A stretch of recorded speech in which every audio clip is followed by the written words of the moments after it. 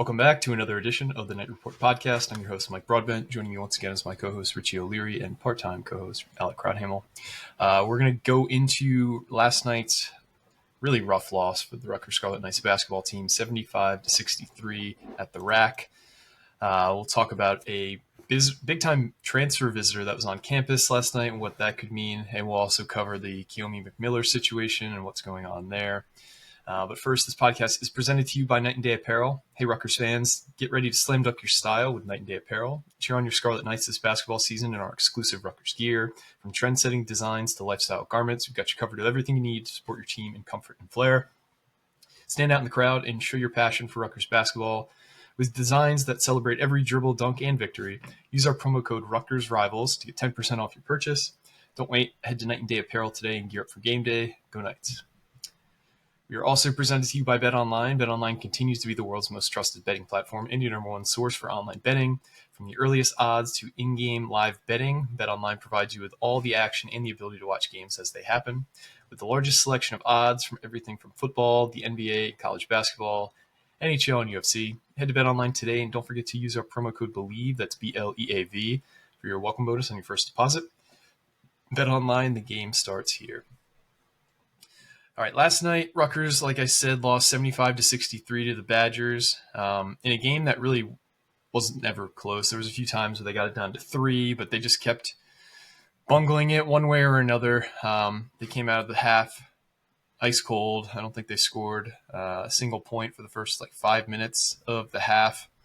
The rotations were weird last night. I think this is the first time where Peichel just finally said, all right, F this. We're just going defense, and I don't care anymore. I can't watch this team not, switch off, mess up switches, not go for rebounds. And honestly, the team looked a lot better when they had just an all-defense squad out there versus what they started with. Obviously, Dylan Harper did not look himself almost immediately. I think the first, 4 minutes of the game, he didn't even touch the ball. He just looked kind of just shot from an energy perspective, and then during the broadcast, I think one of you guys said that he lost 9 pounds due to the flu. We were all there last night. Rich, I'll start with you. Just kind of diagnose what's, where do we go from here with this basketball team after last night's display? Just pray. I mean, there's so many flaws with this team. You saw even and I keep raving and ranting about this, but just set a fucking off-ball screen. You saw Wisconsin do it multiple times, and mind you, they probably have better three-point shooters. I mean, they definitely have better three-point shooters. This is a team that just put up 116, 115 the other day. It's insane shooting performance, but defensively, they're just not there. Offensively, if Dylan and Ace can't get it going, there's just no one else that really can step up. We saw Tyson Acuff actually step up for the first time all season. Showed flashes, and it's that's the guy I saw in preseason. Where has he been? And I know he had a foot injury. And Pike said after the game, he actually he said he dunked for the first time in a long time, which it goes to show you it's not easy to recover from that foot injury, but someone else on this team needs to step up. I saw Jeremiah I don't even know what he was trying to do. ISO ball at some points, just complete turnover after turnover or stupid shot after stupid shot. And there's just no offensive output from any of these guys. Martini, barely plays now. Dylan Grant was playing the 5 at moments last night. So that goes back to what you said. Peichel kind of said, fuck it, and threw out a lineup with Jermichael Davis, Dirk Hack, Jeremiah, Dylan Grant, and who was the 5th? Tyson Acuff. And it's what the fuck is that? And that's honestly the best suited lineup for Tyson, because Tyson's an ISO guy. Give him the ISO and just everyone else go fucking rebound. It's insane. There's just so many flaws here. I don't even know where to begin. There's no offense. There's no defense. The rebounding was better, I guess. The second half was phenomenal. I mean, they had 16 offensive boards in the second half. And that's just a product of you guys also chucking too, because everything's just hitting the back of the rim or hitting the backboard and just bouncing far out, and you have a better shot at it because everyone else is collapsing on the rim. So I don't know. There's no big man. Their best big man last night was Dylan Grant, which is a 6'8", 6'9", skinny 6'9", 6'8". There's too many flaws. You're not able to fix an entire offense or even implement an entire offense in an off season. It's so tough, let alone do it mid season. So I think you're at the point of no return, to be honest with you. And I don't see this really coming back. And I think this is just going to be an ugly year, and it is what it is. Your best bet is to somehow pray and hope that Harper and Ace go off in this crazy Big Ten tournament run and they win it. That's your only hope at the tournament, I feel like, at this point. And I hate to sound like a Debbie Downer, but I don't see this team making it right now, or pending Big Ten tournament, obviously. How about you, Alec? Yeah, Brad Wachtel said after the game, Rutgers' season is officially on life support, which is it's where it's at now. When you had to win, I would say 3 out of 4, and you've already lost 2 of that first Big Ten stretch. I know Richie talked a lot about the offense. The defense in the first half really struggled as well. Wisconsin got to the rim at will, and they were just hitting shots whenever they wanted to. There was a stretch for the last 10:07 of the first half, they went 11 for 12. And the only miss was a 3 with 37 seconds left. So there was a 10-minute stretch where they made 10 straight shots. It was absolutely insane. Actually, Rutgers got a little bit hot towards the end of the first half as well. There was a stretch of like 4 minutes where nobody missed a shot. And then obviously that slowed down in the second half, and this team didn't give up. They fought back, but still, it's just the offensive execution, the defensive execution is just not there. Wisconsin just got to the rim at will. They were able to shoot their way out of anything, really. It felt like they got really hot from 3, even though the whole game totals didn't look as good. That stretch in the first half kind of put them ahead for good. Even after Rutgers had started to fight back a little bit, after Wisconsin got out to the hot start, that last stretch kind of just buried them, I think. And Rutgers started playing catch up. They traded buckets for a long time, but when you're down double digits, you don't trade buckets. You need stops. You need kill shots, those 10-0 runs, which Rutgers just was not able to get because the defense just wasn't there. It just feels like this is not the Pikel defense that we're used to seeing, where everything's connected, everyone's rotating. I think Ellis Gordon said it on Twitter. It's like Pikel's defenses, when they're at their best, they look like the movements, rotations, they look like they're on a string, the way they communicate so well, move so well. And we're just not seeing it so far this season. And tonight was basically, indicative of that. Having Dylan Harper probably would have made things better, a lot better. I don't know if they win with Dylan Harper. He clearly just was not himself, like you said, Mike. He came out at the under-16 timeout in the second half and then didn't come back in. I think the Fox broadcast said he lost 9 pounds from the flu, so he's still trying to work back from that. Ace Bailey had one of those games where he got out of his rhythm with foul trouble. His shot just wasn't falling. That's going to happen. He's a true freshman. So it's just one of those nights for Ace Bailey. I thought Tyson Acuff stepped up, which was good to see. He was the only double-digit scorer for Rutgers with 17 points. Next highest scorers were Ace Bailey with 9. He also had 7 rebounds, and then JaMychal Davis also with 9. Offensive rebounding was good. 4 guys had 3 offensive rebounds. Lathan Somerville, Dylan Grant, Ace Bailey, and JaMychal Davis each had 3 offensive rebounds. So, yeah, the offensive rebounding was good, but that was also a bit of a catalyst by shooting 12 of 40 from the floor. The biggest indicator of that, they had 18 offensive rebounds in the game and 6 second chance points compared to I think Wisconsin had like half that, and they had 8 second chance points. So lots of fix, especially when you got Purdue coming to town and they're starting to find their form as well. So yeah, a lot to fix, and like Wachtel said, it's on life support. Yeah, kind of crazy that Ace was 3 of 16 last night. Didn't seem that bad in the moment, but now looking at the numbers, not great, and I could now understand why Pikel sat him for longer than he normally does. Ace, I think, played a season low 27 minutes on the year. I think there were some encouraging signs, like when they switched to that all defense team, like you were talking about, like the puppeteering kind of felt like an old Pikel defense. Like we started forcing a lot of turnovers, but that first half, like if I would have told you that Wisconsin started 0 of 7 from 3, that they didn't shoot a single free throw after 14 minutes, where would you say Rutgers is probably sitting in that game? Winning. This is after 14 minutes. Where would you say? Winning. Winning.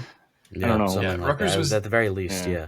Yeah, Rutgers was down 27 to 13 at that moment, or 27 to 15. So they were down 12 with those metrics, and then the rest of the game, Wisconsin was 500 from beyond the arc. They were 7 of 14 the rest of the way. Just generally, the closeouts were poor. The second chance opportunities were total shit. Like you said, like guys were just getting open looks at the rim all day. Mm-hmm. And that's kind of just where, like, as much as Cliff didn't provide anything on offense, he's always you did not get a clean look at the rim when Cliff was playing center for Rutgers, and we don't have that kind of presence. And I think that kind of presence is kind of necessary for the way Pikel wants to play defense. You look at Miles Johnson, who's a great shot blocker. You look at Cliff O'Murray, who's a great shot blocker. But the promising stuff, I think Tyson Acuff, like, he finally was, like you said, unchained a bit. Mm-hmm. I thought, other than, a few gaffes in the first half, Jordan Durkak looked pretty good. He's got to clean up his passing. Sometimes he tries to, act like this is, Harlem Globetrotters with the passes he tries to pull off. And I think there was a stint where, like, it was either like 3 straight possessions or like 2 out of 3 where he just, like, gave the ball away, in the first half. I'm continued to be encouraged by Dylan Grant. Dylan Grant definitely is something. Like, I don't know what that something is yet, but his offense is getting better. If you guys remember earlier in the year, I think there was a game where he was like 1 for 8 shooting.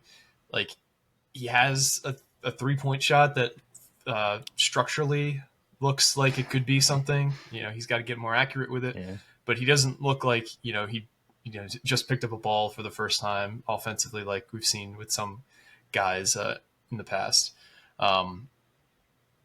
Overall, I'm continuing to be blown away by just how poor this team, like how much worse this team is given the expectations that I had for it.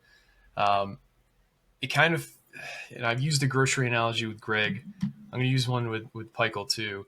This just kind of feels like they went shopping and the idea was to plan a meal. They didn't know what the meal was going to be, but they had, imagine like you have 6 kids and you told them all to grab 2 ingredients from throughout the store. One kid comes back with like a brick of like $50 Gouda. The other one comes back with, raspberry preserves. One kid comes back with Reese's peanut butter cups. The other kid comes back with tortellinis. And you bring all this, you put it in the cart, and you're expected to make a meal. And sure, like, you could make something that's edible, but you're not going to make this like meal in your head that you planned because all the ingredients don't make sense together. And there's, one kid grabbed 3, each kid grabbed a jar of raspberry preserves. So you have like 3 of the same thing that you tried to have to fit into this thing. Maybe I'm not making sense, but it just like, that's because the roster doesn't really make a whole lot of sense. Like, Martini and Hayes are basically the same thing. They're slow-footed shooters who can't shoot. Like Grant and Dortch are very similar players, and you want to redshirt one of them ideally. Ace and Dylan are the fillet and the the lobster of the group. They're legit A1 products, but other than that, like, it's really like I understand why we're struggling now. You've seen it for like almost half the season because these pieces just don't really work together. We got to find a way to make them work if we're going to hit the ceiling outcome of the season. But right now, I'm just struggling to see it personally. There's so much, and I feel like it starts with the center spot. Dude, I'm over the Emmanuel Ogbol experiment. It doesn't work. He's not good. He doesn't defend. He can't play offense. He can't rebound at his size, which drives me insane, especially when you're going up against skinny, tall, big men in Wisconsin who don't really – like, they're annoying because they're tall and lengthy, but you have like 60 pounds on them. Like, push him out of the fucking way. So Emmanuel get pushed and shoved by Stephen Crowell or whoever it was yesterday. It just insane. And then on defense, like – I'm sorry. Let's go back to offense first. Jermichael. Stop. Like, Jermichael gets wide open layup and just smokes it every time. They went 9 of 22 from layups. 9 of 22 from bunnies. Like, this is easy shit. This is fundamental basketball. Your best rebounder is Dylan Grant by far at this point, it looks like. And he hasn't played at all until yesterday. And then on the defensive end, the pick and pop threes, they had what? 5? And I think Danny said yesterday on Twitter, they had 5 in a row. Like, how do you stop that? You go and hedge a little bit and stop the 3-pointers. This is one of the best 3-point shooting teams in the country. Step up, fucking cover them, and instead you're just giving them open 3 after open 3 after open 3. You knew that was their remedy for success. Defend the 3-point line. Oh God! And then like on defense, like even like Jordan Durkak at times, man, like he shuffles his feet too much and then starts like crisscrossing and then he gets beat. Jermichael Davis at times, good defender, puts out a lot of effort on defense, but then I don't know what happens on offense. Jeremiah Williams the same way, like it just him on those two on offense can't be on the court together. Those three on offense can't be on the court together. Like it's just, and then you have your 3-point shooters that just aren't playing, number one, and on top of it, they're also not able to play defense. So you have to commit all into this offensive scheme with these two guys, in my opinion, and just go all out. Like just say, fuck it, we're gonna sacrifice some defense for a change. Can Peichel do that? I don't think so. I just don't think there's a single set. There's not a. They're one of the bottom. I think it was bottom 10% teams in college basketball when it comes to cuts and off-ball screens. And you have to just commit to an offensive game plan. And if you're not going to do that, you're not going to have any type of offense. That's why you're scoring 60 points. And it drives me nuts. Like it's insane. And then when they play a good defensive game, when they play a good offensive game, they give it up on defense. So it's like there's no perfect mesh, like you said. There's too many pieces that just don't fit, and it's over. Like I'm sorry, but it's just not looking good. Yeah, Rutgers needs to get it turned around. We talked about having 2 of the next 3 being wins, so now you got to win against Purdue, you got to win against UCLA, and that's got to win if you intend on keeping this hope alive to make the NCAA tournament, which is slowly dwindling. So we'll see if they can turn it around on Thursday night at the Rack. That's the other thing is like last night there was maybe like 6 minutes of game time where the Rack felt alive. It just like they just could not string 2 positive plays in a row together. It seems like every time there was a big bucket made, Wisconsin had a wide open layup, or we get a steal and then we give the ball away in transition. There just wasn't. We weren't able to like string 2 or 3 positive things in a row together. So and Latham is what it is. Hopefully Dylan is back on Thursday to his full self, but I don't think that'll happen either. But sorry. Also, a crazy thing from the game: Wisconsin didn't shoot a free throw until after the under 4 timeout. Yeah, and then they ended up making the second half. Yes, of the first 36 and a half minutes of the game, Wisconsin shot 0 free throws, and they were still able to get a ton going offensively. They ended up finishing 6 for 6. Rutgers went 6 for 13. Just another rough night at the free throw line for the Scarlet Knights too. So that's basketball and the men's basketball. We'll talk about the women's basketball situation in a minute. One other thing about men's basketball real quick. Go for it. What was this cookie cutter high school bullshit that they fed between the timeouts and stuff? What is this? Like, first there was the minute of madness, and then they throw 2 T-shirts out, and it's just a bunch of cheerleaders running around with fucking pool floats around. What was that? Like, that was just insane. I've never seen anything like that. And what was the other thing, Alec, I was talking about that I was getting pissed at? The mid-game like stuff that they do now, it's just so high school level stuff. Like, what happened to all the cool stuff they would do in between games or in between timeouts and stuff? Like, it just seems like it's so half-assed right now. Like, I don't know, man. Like, it's just I'm sorry. Maybe I'm just ranting and maybe I'm a little annoyed just because the team's playing bad. But like, it was like the worst. Bring back Wonderwall. Yeah, like. Oh my God! I'm sorry. Maybe I'm ranting. The best thing about yesterday was the dog show at halftime. Like that. At least they got that nuts. thing right. That was up there with Red Panda, but they got a 2 for. That's what I didn't want to say it, but like you'll get eviscerated on Twitter if you said that. I kind of hinted. Well, that's why I'm saying it in our little bubble here. And then they start handing out food now. Like they're just throwing hot dogs. Like, wait, what? You didn't see that yesterday? They were giving out food, and it's only to the people in the first row. Here's your free hot dog. Here's your free cookie. Like, throw it. You got a hot dog in a wrapper? Chuck that thing. Like, I don't know. That's the funny thing is like all these T-shirt throws and the giveaways. It all happens in like the first 10 rows of the 100s. Like. Trust me, from sitting there all season, I've gotten like 6 T-shirts at this point. Get a cannon, shoot those things into the 300 section for the kids who are actually getting on the Jumbotron. The people who actually need those things, like, I'm telling you, the people who donate enough money to get in those seats do not need another $2 Gildan Rutgers T-shirt. All right, so get the cannon. Fire that thing like you're the Terminator into the third deck, and just let the kids who actually would go crazy for a shirt and you can actually get a moment. I mean, enough. I saved Richie's life from the T-shirt cannon earlier on this year. I forget which game Yeah, like it they was. have it. They just don't use it. I think it was St. Peter's. It was after one of the timeouts. They shot the T-shirt cannon. It went right for Richie's face, and I Odell Beckham one-handed. Yeah, I wasn't paying attention. It was pretty bad. But then the other thing is, like, put a rubber band around these T-shirts that you're throwing, because every single T-shirt I've seen someone like attempt, the lacrosse team yesterday tried to attempt to throw it in the upper deck, and it's just like, oh, it's open. There it goes, right to the second row again. Like, throw it. Like, get a rubber band, throw it around the fucking thing, chuck it. Like, I don't know. There's just it was pretty funny to see the lacrosse team like take their sticks and just fling the T-shirts into the crowd. And I like Chris Corso. He's such a nice guy, but like, what is this pregame stupid shit? Like, yeah, and here's the pregame notes. Wisconsin shoots threes. Rutgers has to defend. Oh no shit. Like, thank you. Anyone that cares about the team knows that. Let's be honest. I don't like the pregame thing. I think it should be a little bit different. I don't know. Maybe I'm just ranting at this point. Yeah, we're going off the rails here. There's just so much that needs to be fixed. Yeah, let's talk about the big-time visitor on campus for the Rutgers football team. Owen Wafle, the true freshman defensive lineman. I don't know if he's going to play end or tackle. He's going to play tackle. He was on campus last night. Richie, you heard it first. He was going to be at the basketball game. You don't think he was there. He was a class of 2024 kid, 4-star from the Hun School in New Jersey.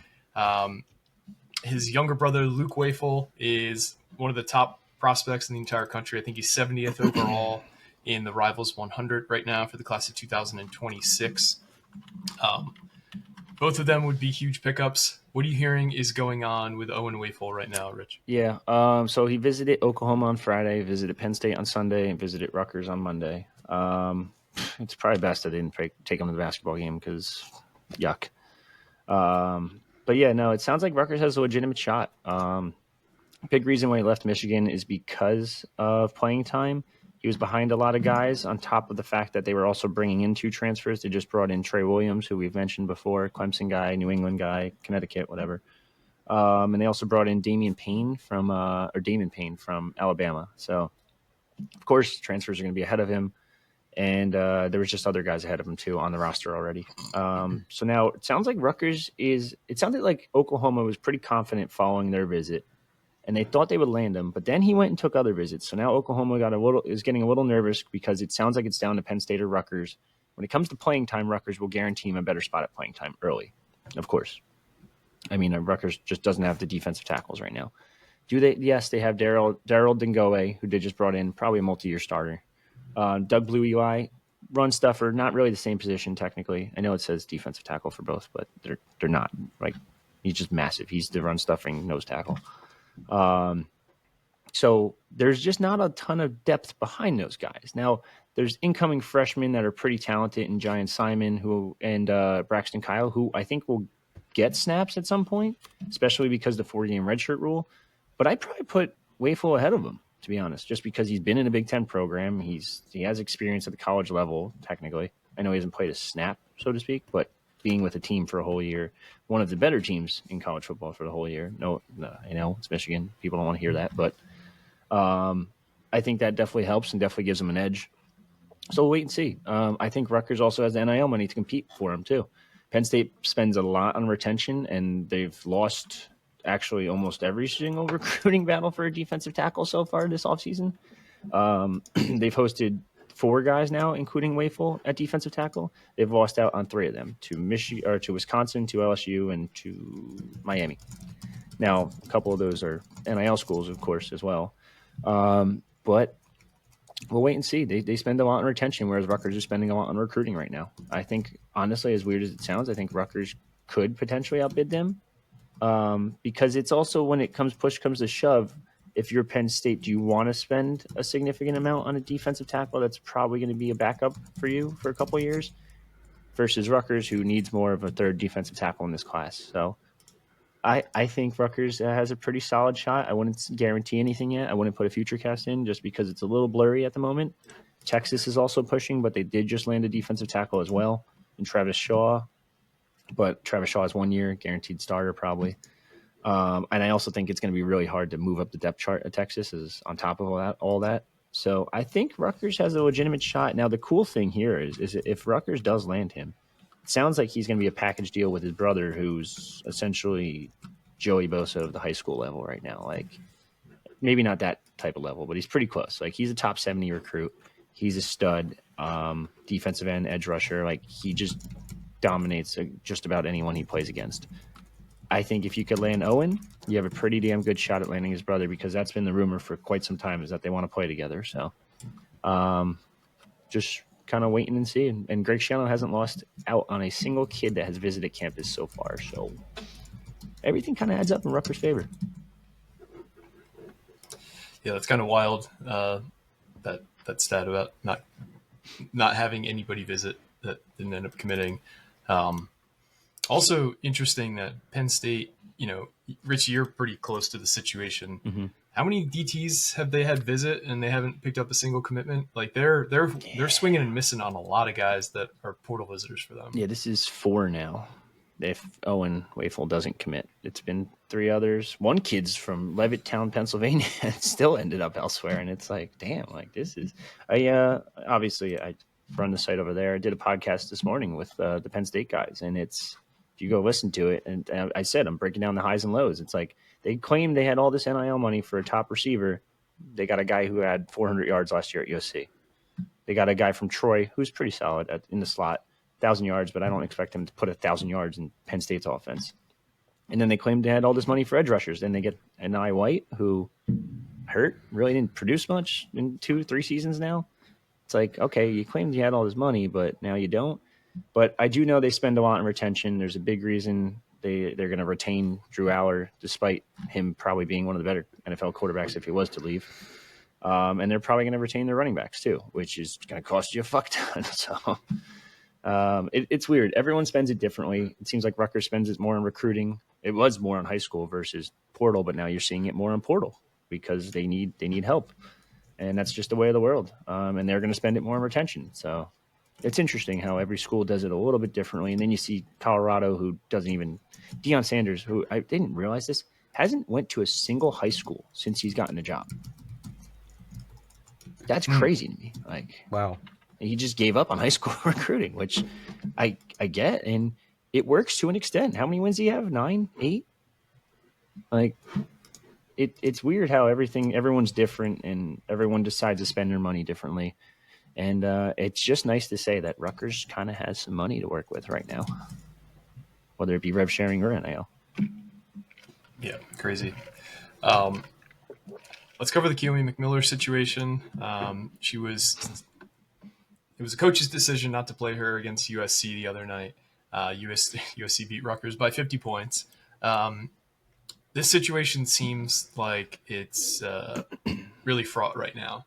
Alec, as the resident women's basketball expert, I'll let you talk about the situation. What is going on with Kiyomi McMiller and Rutgers? So here's the rundown basically. So this past Thursday they played at Maryland.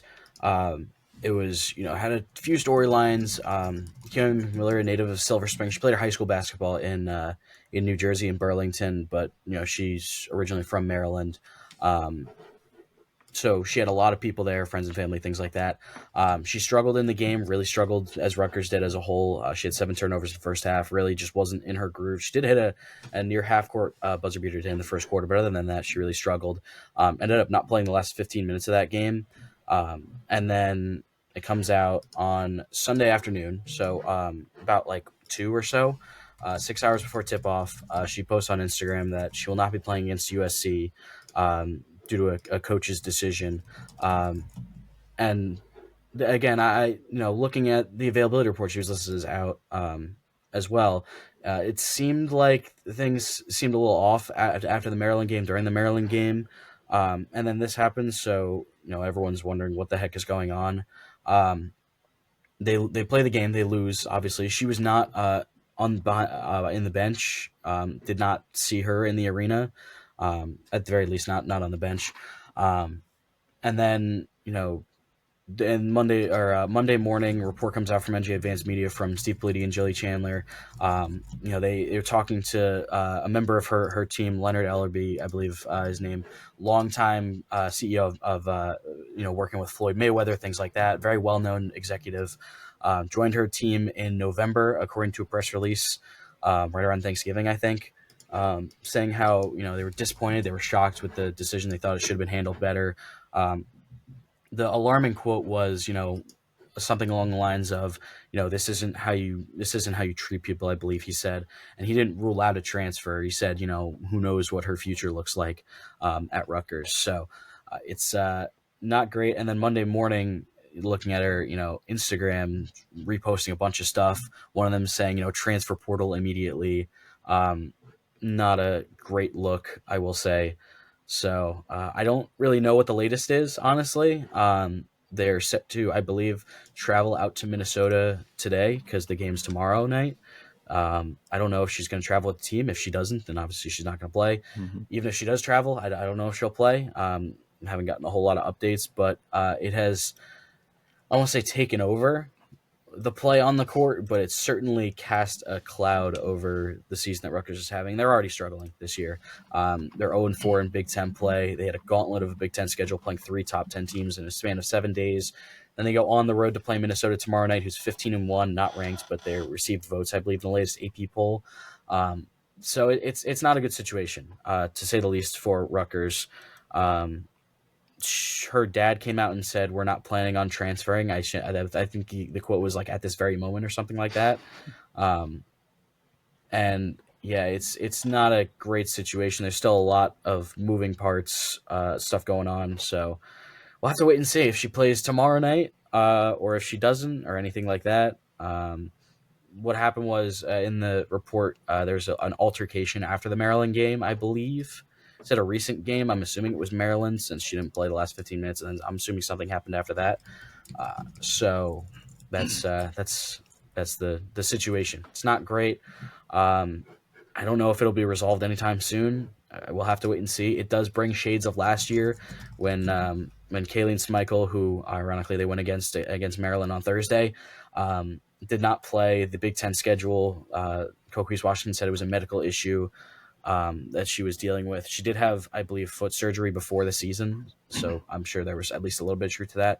And then she ends up transferring 2 weeks after the season ends and is now the leading scorer for Maryland. So it definitely brings some parallels. Not a great situation. We'll have to wait and see. But I guess that's the latest that I have now. I guess it'll be more apparent either later today or tomorrow how the direction it goes from here. Am I wrong for blaming Coquise a little bit? I mean, it's 2 years in a row. If it's like it is, yes, it does reflect badly on the program and obviously the head coach as well. I still don't know what happened with Schmeichel last year, but if there's a locker room altercation, and it feels like, I mean, you gotta at least one. It's bad timing that it's like one of the premier guard matchups in the country you got between Kiyomi McMiller and Juju Watkins, but at the same time, if there's an altercation in the locker room after a game or something like that, then and you have to take some kind of action. You can't let it slide, because then you're at risk of saying, things are forgivable if you're good enough. All right, risk of losing by 50. Well, yeah. Yeah, just an unfortunate situation for a program that's seen a lot of turmoil around it the last few years. Mm-hmm. Yeah, just a bad look all around. Not great. Feels like. So that is all we got. There's no movement in terms of the defensive coordinator position. We still expect that role to kind of be filled imminently. Stay tuned to the boards in your podcast feed, because with our luck, and knocking on wood here, we'll hit end on this podcast and the news will break. But that's kind of what we expect. The news to come any day now with the defensive coordinator role. So that is all we got. Thanks for listening once again. We will have probably another pod on Thursday or Friday going over the Purdue game, any portal updates, because I'm sure that there'll be visitors over the next few days as things get closer to winter workouts and students coming back. I know students are back on campus now, but I think you have up until 2 weeks into the semester to enroll. So a lot of recruiting still to go. but and junior days are coming up, so Mm-hmm. busy time. But for me and Richie and Alec, this has been another edition of the Knight Report podcast, signing off.